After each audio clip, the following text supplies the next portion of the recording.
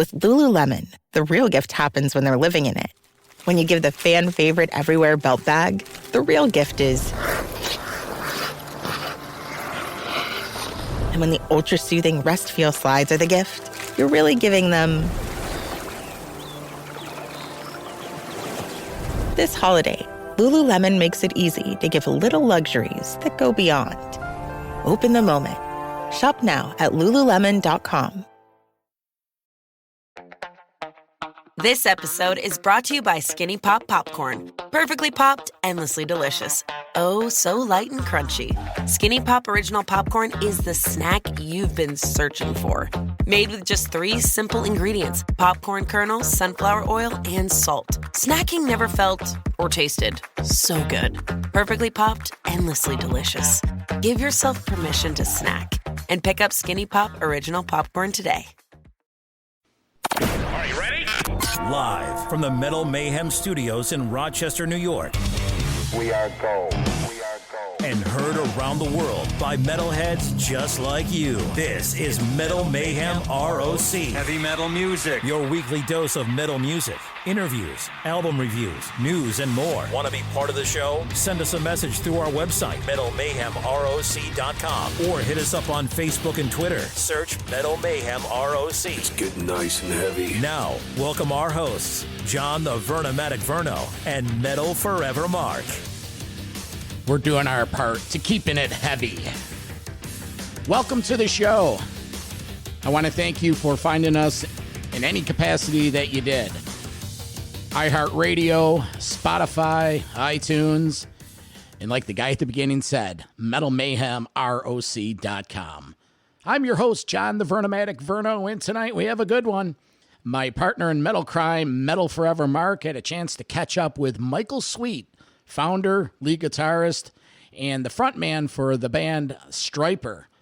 The band just released their 13th studio album called Even the Devil Believes. A couple weeks ago, we had a chance to play a few of the tracks on the Streaming for Vengeance segment on one of the shows, and band gets a bad rap for, quote, being a Christian band, but if you really sit back and listen to them, they kick some serious ass. And with that being said, let me introduce my partner in crime, Metal Forever Mark. How are you, Mark? Vernomatic, how are you? Nice to talk to you as always about heavy metal. It's getting heavy in here. It is getting heavy. So we got a good one tonight. Michael Sweet, founding member of Stryper, guitarist, really the heart and soul of that band. You had a chance to catch up with them about a week or two ago. And what'd you guys talk about? What was the interview covering? Yeah, it was actually really exciting for me. I've just been a standing fan of the band Stryper, and you know, they have a new album out called Even the Devil Believes.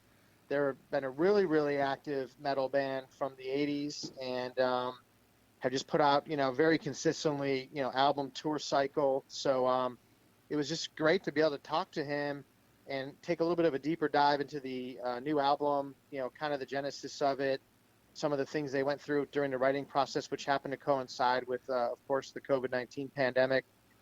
It was just really, really great. And I had a chance to not only talk about the new album, but also kind of go into, you know, the hair metal, you know, topic, them being a Christian band, and does any of that kind of detract away from the music.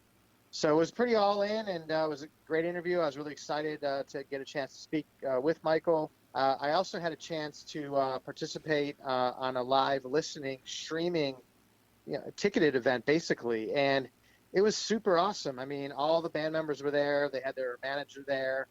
They previewed 2-3 songs, and then Michael would talk about them, and then all the band members would talk about each of the tracks. And one of the things that was interesting is that, I don't know if you remember hearing the song Divider yet.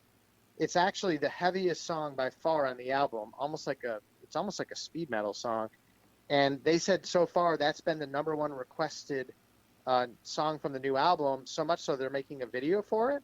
Really? And it kind of goes to show you that I guess maybe the real diehard Stryper fans are very much into the heavier stuff. I don't know. I mean, I kind of maybe thought it'd be opposite, but I thought that was interesting, to say the least. So this streaming thing you saw, was that just the new one, the new album, or did it have something to do with the making of Soldiers Under Command that I saw they were doing? So last night was about the new album only, and they previewed the new album and then talked about exclusively the new album. However, Michael did say that they plan on doing something similar for a lot of their past albums, and I think the next one is going to be Soldiers Under Command, which is super cool. And then he also previewed something else they're doing, which is they got into a soundstage not too long ago. They shot the whole new album. They performed it live and recorded from like 6 or 7 cameras.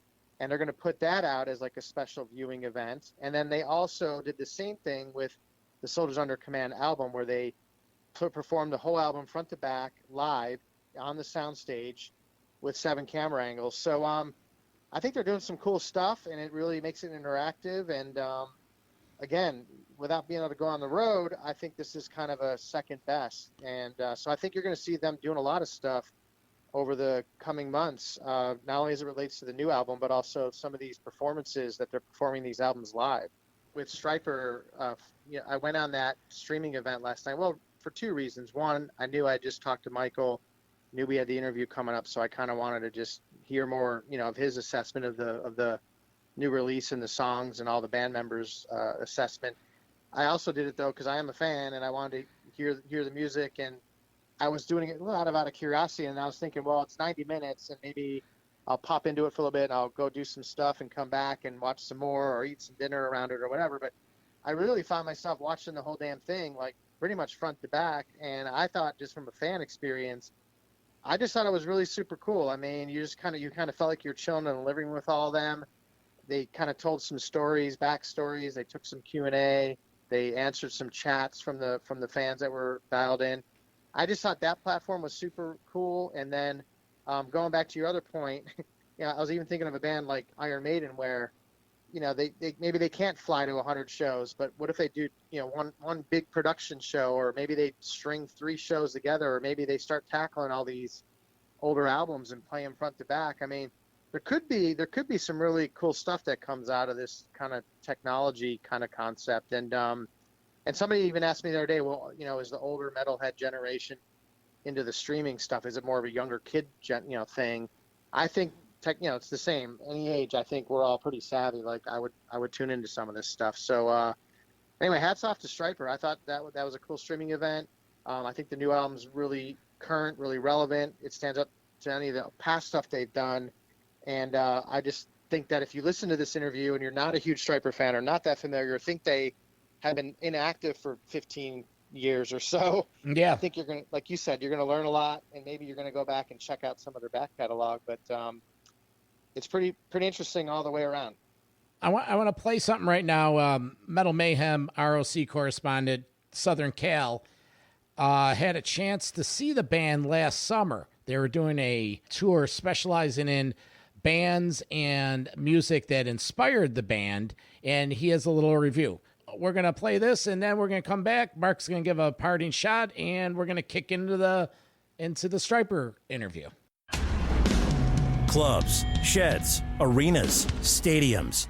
This is On the Road, your compass for live metal concerts.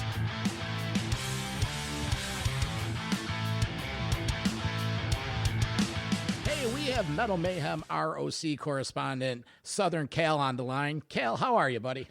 Doing good, Vern. How's everything? Good. Listen, we have an exciting interview with Michael Sweet of Stryper playing tonight. But you have an interesting story. You had a chance to see the Stryper band on tour. Why don't you tell us the story about it? Yeah, this show took place back in June on the 11th in 2019. It was a local show here in Melbourne at our auditorium. After seeing them, what a bunch of great musicians. Very solid, played great. I was actually very much impressed when they started breaking out some cover songs, mixed in with, of course, all their hits. They played some Kiss, some Van Halen, Heading Out to the Highway by Judas Priest, Heaven and Hell, Crazy Train, a lot of good stuff. And then, of course, all their hits, like I said, To Hell with the Devil and All She Wrote, In God She Trusts. So very impressed by the show, I have to say. I think I remember something about it was the greatest hits in covers tour, all the songs that influenced their generation. That's when now it's all coming back to me. But so your wife convinced you to go to the show. You go to the show, and I remember afterwards you were blowing my phone up like, "Oh my God, it's like you found a new band." Would you go see him again? I would probably go see them again, but I would hope that I would be the guy who would be hoping they were playing some more of these covers. When they played Panama, Vern, you were the first person I thought of. Yeah, well, they're big Van Halen fans. Oh, and they were knocking it out. The Heaven and Hell by the Sabbath cover was just, the guy can sing.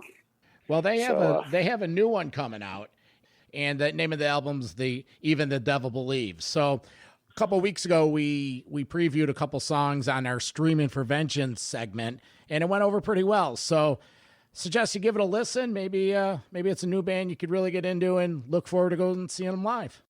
Oh, I'd love to see them live again. That would be for sure. Like I said, though, great musicians, all very able to play their stuff, and they were tight.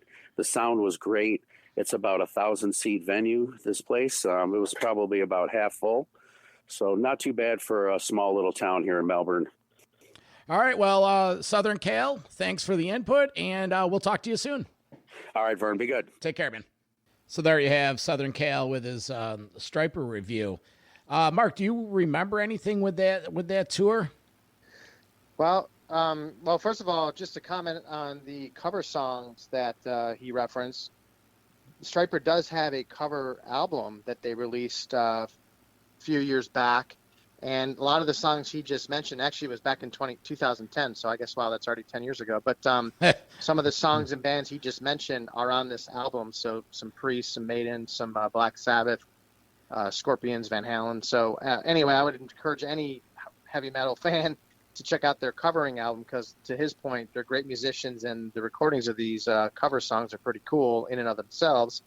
But look, they were, again, just incredible. And I did talk to Michael about their live shows, and they kind of end with a prayer, which is really weird because you go from 1,200 fans fist pumping and singing metal songs to everything being quiet, and then they pray, and then they give you Bibles. So, and you leave the venue. Yeah. So it's kind of like you're on this big emotional high, and then you're kind of, kind of left with reflecting on what just happened. So, yeah, they're a great band. I love them. I think the fact that they've been called a hair metal band, or they're known for a couple ballads, or again, because they have the Christian faith, and some people maybe are not comfortable with that, detracts from the fact they're just a really kick-ass killer heavy metal band.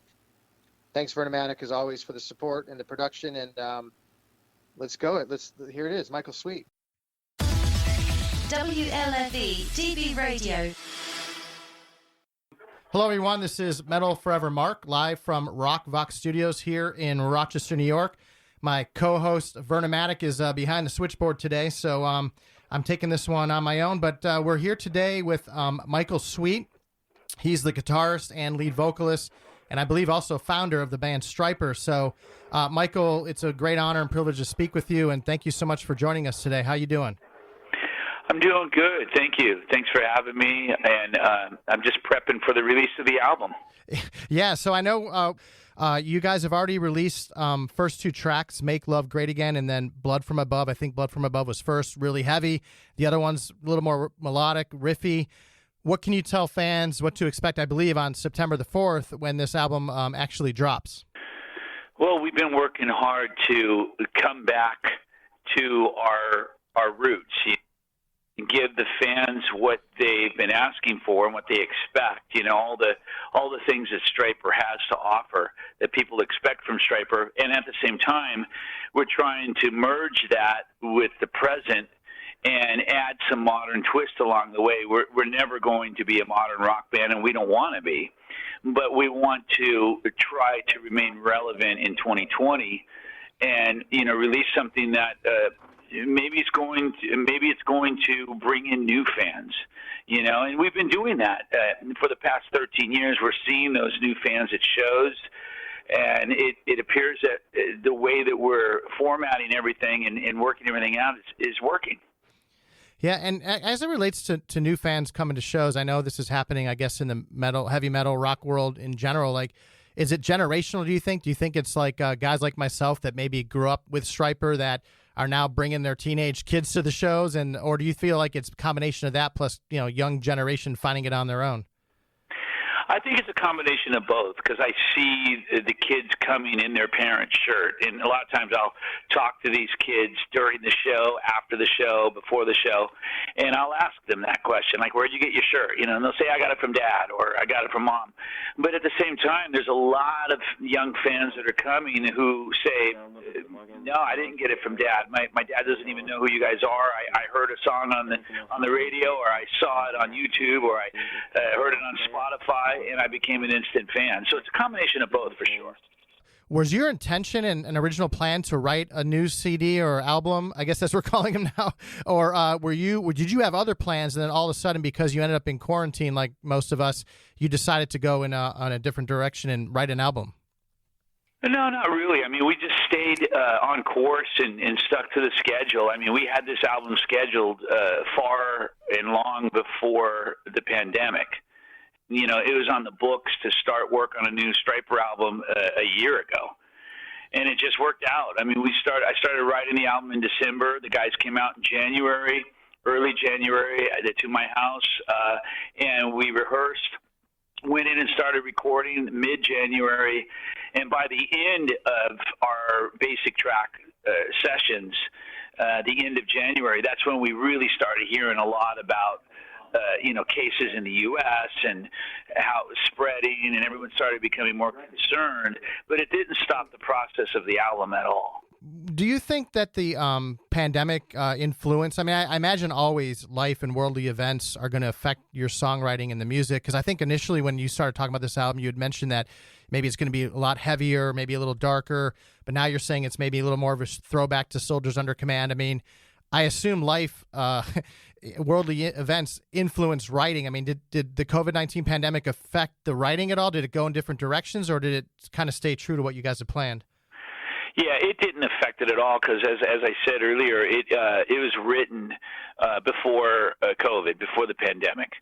It is, when I say it's one of our heaviest albums, it still is in my mind. I mean, it's not a thrash album. It's not to a whole different level of heavy that's going to make fans say, okay, this is really different for the band. It's got a lot of those similarities of the albums of the past and even more recent albums. There's a lot of, it's kind of one in a series. And, a lot of similarities, but at the same time, it's got its own footprint and its own thing completely. There's the majority of the songs on the album are definitely very riff-laden, riff-heavy, a lot of guitars, big, crunchy, heavy guitars, and there's some real fast stuff. There's some mid-tempo stuff, and then there's one ballad on the album that's got more of a gospel, southern rock feel to it, which is unexpected for Stryper as well. Yeah, I was talking to Vernon Maddock, who's normally our show co-host, just before the your call here today, and I told him, I said, look, the last three Stryper releases, Goddamn Evil, Fallen, and No More Hell to Pay. I mean, those are all really heavy metal albums, really. A lot of heavy guitars and crazy riffs and awesome solos. So to your point, it sounds like it's somewhat in that same vein. Yeah, this album's no different than those. The songwriting style, the production, the guitar drive, and it's very guitar heavy.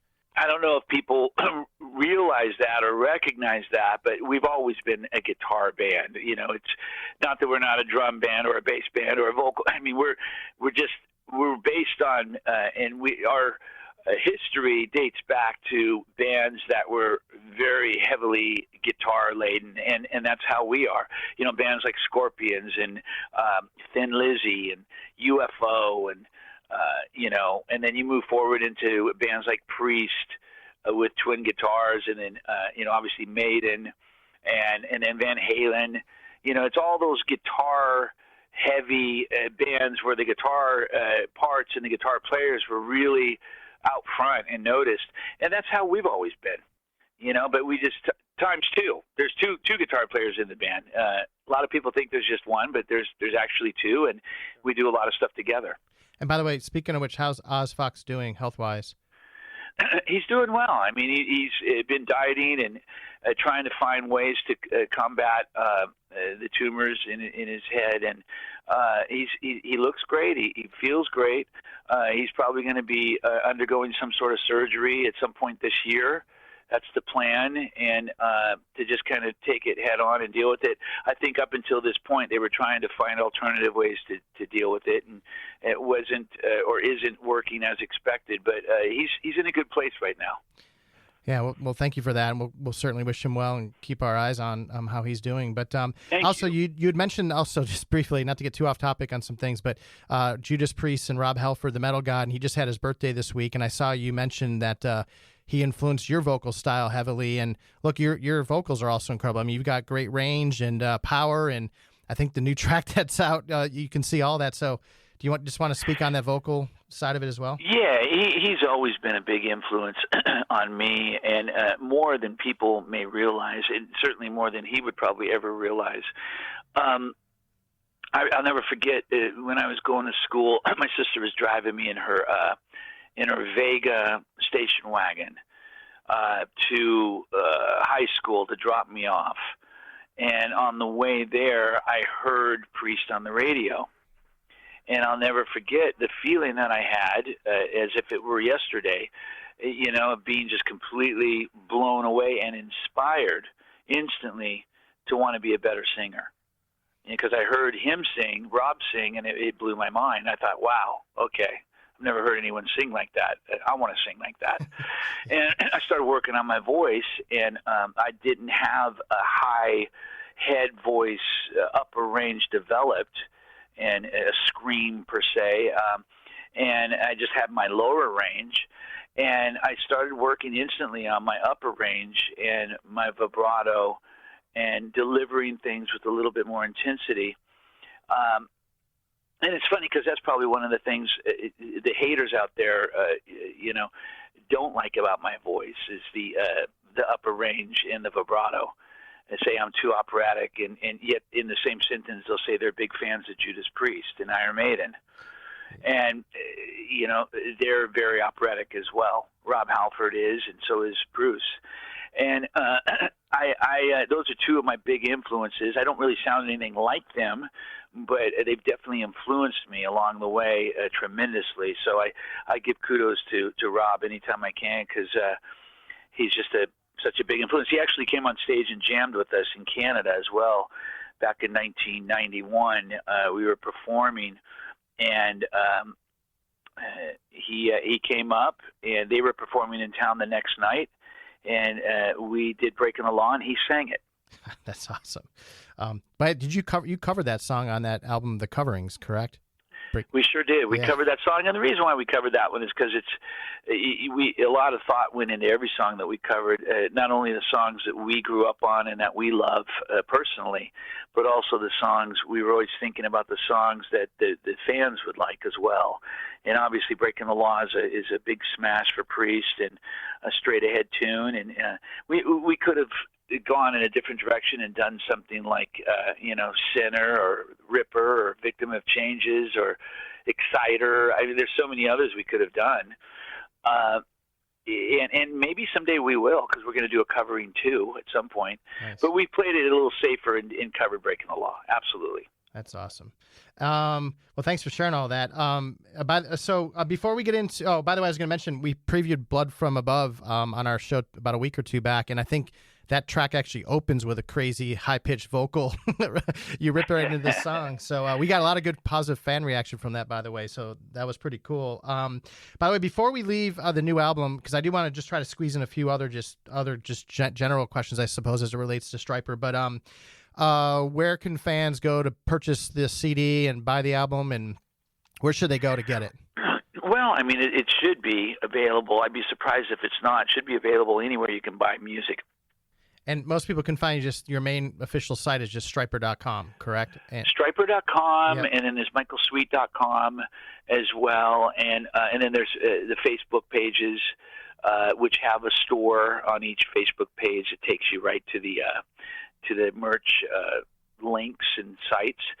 And then there's, of course, Instagram and Twitter and all that good stuff. We're all over social media, and we try to stay pretty active on social media. You mentioned you were kind of tweeting about this and talking about this even before the pre-COVID-19 pandemic, that it is getting a little bit more challenging and difficult for bands from a business perspective, from a revenue perspective, meaning, streaming like Spotify, they only share a small percentage of the revenue. I mean, a lot of people still like to buy the product, but, buying old school CDs and records and, like you even said, cassettes is, getting more difficult, and you can't tour as much as you used to. So what do you want fans to kind of know, just business-wise, how that's affecting bands like Stryper these days? Well, whenever you say anything against, what's popular and what's working in our society right now, and according to modern technology, you run the risk of being scrutinized and almost coming across as a negative Nancy or a Debbie Downer complainer. And it wasn't meant that way at all. It's just a fact that, Spotify isn't the best format for bands and for musicians and writers. It's just not. That's a fact. When you compare it to the past and the way bands made a living, which was primarily based on royalties and mechanicals, that's not the case anymore. And we have Spotify to thank for that. And it's not Michael Sweet giving his opinion. It's just those are the hard facts. And, it may be good for the CEO of Spotify, but it's not good for the musicians. And that's what I was trying to convey. But, my words aren't going to change the way people listen to music. It's advancement. It's the way it is. And there's nothing that can really be done about it, especially at this point. It's at a point where it's too far gone, The hard copies that used to sell back in the day, back in '86, you compare them to hard copies today. I remember releasing "To Hell with the Devil" and it selling 100,000 units very quickly. Now we're very fortunate and blessed if we can sell 10,000 units very quickly. And some bands, 1,000 units very quickly. So it's not about buying the hard copy and holding it any longer. It's about streaming it. And it's a bummer because you go and you work and you invest 3 months of your life or 4 months of your life, and a lot of money, a lot of time, a lot of effort, blood, sweat, and tears, only to have people stream 2 or 3 or 4 songs from an 11 or 12 song album. And it's very deflating for bands and frustrating. And then when bands voice that opinion, they get tagged as complainers and not wanting to follow along with the times. And it's like, well, duh, of course not. Yeah, it's really interesting, challenging times for sure in that regard. So I want to just mini pivot, and then feel free to stop if you got to jump, because we're going to try to keep this on timeline. But I'm going to lump up maybe a couple questions into one. It's and this one actually came from a fan on our Facebook page, which it has to do with your the Stryper being a Christian band, having a Christian faith, and the question was, how do you keep that centered ground, live in the rock style, the life on the road, touring, and then, in conjunction with that, do things like a global pandemic, and I know you've had other life crises as everybody does, but, does it help you question your faith, or does it make your faith even stronger? So can you just speak to the Christian aspect of the band? Well, I mean, there are things that happen in my life that question my faith. One of those things in most recent times was 10 years ago when my wife passed of cancer. And here I am serving God, so to speak, quote unquote, however you want to term that. And then, my wife gets cancer. And it was a moment in my life that made me question God. It made me think, what that rhymes with truck, Right. And I'm out there mowing the lawn, crying out to God, just saying, what's going on here, But as I, moved on, as life moved on, and I got through that incredibly dark storm, I realized that, these things, as you said earlier, they happen to everyone. Everyone is vulnerable. Everybody has these moments in their lives where they question God, where they question life itself. And that's what helps us to grow and to learn and to become better people and stronger people. So, I met my wife, Lisa. We've been married for 10 years, and I feel like God sent her to me really quickly. And she truly is a godsend, and I don't think I'd be here if it wasn't for her. And she's helped me through so much, and she's such an amazing person. And, those moments have altered my life. And at the time, I felt in a bad way, but now that I look back and reflect, I realize in a good way. Because I view life differently, and I've learned a lot through it, and I feel I've gotten stronger and more determined and harder worker and a better provider and just more focused. So, I just want to encourage anyone out there who is going through any type of a situation that feels like it's life-changing or threatening, that, stay focused and stay encouraged and, don't lose hope. Stay hopeful, because things change. We go through seasons and storms, and those storms eventually pass. Yeah. Well, thank you for sharing that, because I'd known about the passing of your wife, and I wasn't, sometimes people don't want to go there or talk about things like that, but I think you tied it in perfectly to, like you had mentioned, things that are happening even present moment, worldly that we're all dealing with. So, this one, Vernomatic and I, we talked about this on our show the other day, and I'm not a musician, and I've tried to play Stryper songs on guitar, and I can't even try, so I give up on that. But anyway, this tag, and I guess this even ties into, like that track, Honestly, that was one of your first big hits, and I know you mentioned the high, vibrato, and people thinking you might even be a female singer at first, and then, in conjunction with that, being known for a ballad, but also this hair metal tag that gets thrown out there that, I know it's, the style and the look that happened way back in the 80s when bands like Stryper were, first around. But what is your opinion on that tag? Does it frustrate you? Does it irritate you? You just kind of accept it for what it is? Because I think it kind of cheapens the musicianship and the music, in my view, but you're the musician. It does. So it really does. Because when I think of hair bands, I think of Poison. And that's not the slam Poison, but we're nothing like Poison in any way, shape, or form. So when we get tagged hair band, it's definitely disconcerting. It's not an accurate description of the band, I don't think. We're a hard rock metal band. Yeah, it just so happens that we had a lot of hair, and the hair kept getting higher, and like any other band from that era. I mean, at one point, Guns N' Roses was a hair band. Let's be real. I mean, every band from that era at some point was a hair band, except the guys that didn't have hair. And, it just, and then the clothing too. It was all about the clothing and the costumes. And Ray Brown was the guy that made them for most bands, Whitesnake, Bon Jovi, you name it. And, I don't want to say we got caught up in that, but we were part of that era. And with that comes labels.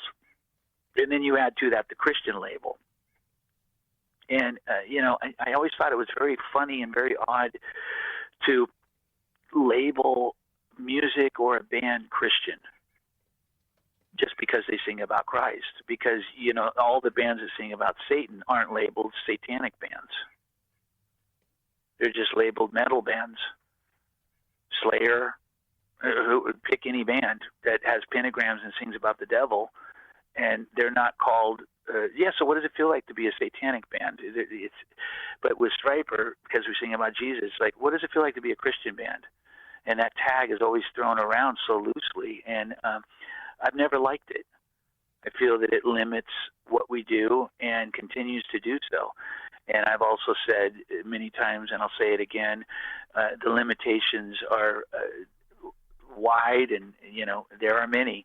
And it's like when I walk in a store, when our album comes out, and you go into a store that still sells hard copies, and you say, yeah, I'm looking for the new Stryper album, and the guy points to the back corner of the store and says, oh, it's back there under the Christian section. And then I'm standing there looking at the new Judas Priest album at the front of the store on display. Yeah. That's what I'm talking about with limitations. And labeling, and all the above. Yeah, we're a metal Yeah. band. Yeah. We're a metal band, and we should be at the front of the store under the same display as Judas Priest. Why shouldn't we? So that's what really frustrates me, and makes me want to change things. And then fans who cling and hold firmly to the Christian tag, when they hear me say that, they get offended. And they think that I'm basically dissing and walking away from our Christian faith, and it's not that at all. I mean, how have we, in one way, shape, or form, walked away from our Christian faith? Our albums are as bold as you can get and as Christian as you can get in terms of lyrically. But man, I just don't like the Christian tag. I think it sucks. I think it's silly. I really do. Christian metal. It's just, come on. We're a metal band. I think I've actually gone to stores and taken your Stryper CDs from the Christian section and moved them over to the rock metal, just for what it's worth. They probably got put back by the store clerk, but it's so interesting. I mean, people are smart enough to figure out what's Christian and what's not. They don't need a label to tell them. Sure. That's just my opinion. I don't know. I will say, I've got one more I wanted to ask you, but I will say that I've only been to a handful of your shows, unfortunately, because sometimes, you don't tour all the time and don't hit all the cities all the time. But, when you guys do that prayer at the end and you shut down like a raucous 1,000 rock and roll heavy metal fans, and it ends up being dead silent, and you guys are praying up there. It is really powerful. I would like to add, by the way, it's pretty awesome. Hey man, I tell you, there are very few people in this world that would argue that prayer is bad, and that would say prayer is bad. Most people welcome prayer. No matter what you believe or who you believe in, most people welcome prayer, especially in times of need. So when we end the show with prayer, it can be the most powerful moment of the show. Because there are people in the crowd who are hurting. There may be someone in the crowd who's losing a loved one, or who has terminal cancer, or who has just lost their job, or they're an addict, a drug addict, or alcoholic, and maybe they need prayer, and they came there with the hidden burden of, man, I wish I could get prayer. And then when we say a prayer for them at the end of the show, maybe it's the highlight of their night. No doubt. Well said. Awesome. Thank you. Hey, just the last one I was going to ask you, then we can wrap. There's this, a lot of these, rock, heavy metal legends like yourself and Stryper and the other bands that we kind of had mentioned already through the show, like the Metallicas and the Maidens and the Priests of the world. Do you feel like there's at some point like a passing of the torch or a passing of the guard, or is there an obligation to help young bands, like a aging Peyton Manning might help out a young quarterback, for example, as a sports analogy? Or do you think that it's just, hey, you know what, everybody's got to make it on their own like you all did? What's your kind of sense to that? Because I feel like, where is that next generation of hard rock and heavy metal bands that they're going to carry this thing on? Well, those that are worthy deserve, support.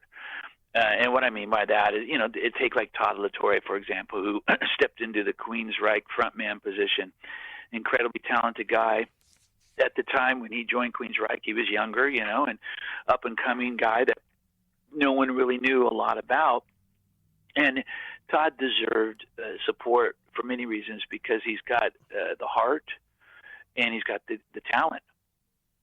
And, it broke my heart to see some of the fans just tearing him to shreds early on when he first joined the band, because, they're diehards and they don't want change. And, they want Jeff to be the singer always for Queensryche. And, I got behind Todd and gave him 100% of my support, and still do. There are guys like that who are up and coming, as you said, to pass the torch to. And we need to really get behind them. There are some other people that, they just don't have the goods, so to speak. And a lot of people are supporting them, and I'm sitting there kind of scratching my head like, yeah, I'm not really getting it. I'm not getting that same feeling when I heard Rob Halford for the first time. I'm approaching 60, and my time left to do this isn't, 20 or 30 years, or maybe 10 years. I don't know, man. I never know. We don't know what tomorrow may bring. you know. And all too well, we see this on a daily basis. Our time is precious here on Earth. So, you know, when I'm gone, and when Stryper's gone, we need another band to kind of fill our shoes, you know. And I'm sure that band is either out there now, or forming now, or prepping for the cause. So I'm there to get behind them for sure. Absolutely. Oh, that's awesome. And and then it's a whole other topic of, you know, different players coming into bands to keep bands going, like a Richie Faulkner, for example, who just, you know, came into Priest. Look, you even filled in for Boston, right? So, I mean, you know, it's kind of like I love Richie. Yeah. Love Richie. Yeah. Richie's one of my favorites, and is such a true perfect fit for Priest. And then Boston, that was a short-lived run. I did one tour, and I was in the band for 4 years. There were a lot of high expectations and dreams of me continuing on and recording with them. I started writing songs and taking them to Tom, and he really loved what he was hearing, and there was a bright future. And then everything changed, and I realized that wasn't going to work out. Yeah, well, I thought you did a remarkable job in that band as well. And so, Michael, thank you so much for your time. In closing, is there anything else that you just kind of want to add, or anything that we didn't touch on as it relates to the new album coming out on September the 4th? Just anything else before we wrap today's discussion? Well, I mean, the album's coming out September 4th, which, as we speak right now, it's a week away. And a new video, Do Unto Others. Really excited about that song. It's probably my favorite song on the album for so many reasons. And the video is powerful. It's a music video. We're in it. So it's not another lyric video. We shot that. The guys came out here and quarantined at my house, and we shot 2 videos, one for Do Unto Others and then Divider. And then we also shot 2 live on-demand albums, one being the new album in its entirety, the other being To Hell with the Devil. And the new album on demand will be coming out in the next 6 to 8 weeks. And so excited. We figured if we can't bring a tour to people, we can bring a live show to their living rooms.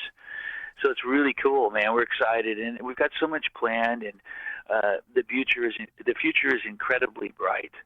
And we're so happy that we're able to do what we do at the level that we're doing it at. That's great. Well, Michael, thank you so much again. That was Michael Sweet from the band Stryper. Check out their new release on September the 4th, Even the Devil Believes. And, Michael, we wish you all great success. And thank you again for taking time with us today. We greatly appreciate it. Hey, buddy, thank you so much, man. Much appreciated as well. And God bless you. And hopefully we'll see you out there on the road soon, okay? Awesome. Likewise. Thank you so much. Metal for Life. Thanks for listening to Metal Mayhem ROC. Check out our websites at metalmayhemroc.com and metalforever.com for information on upcoming concerts, podcasts, archives, and all sorts of info. Please like, follow, and share with everyone, even your non-metal friends. Catch us next time on WLFE DB Radio.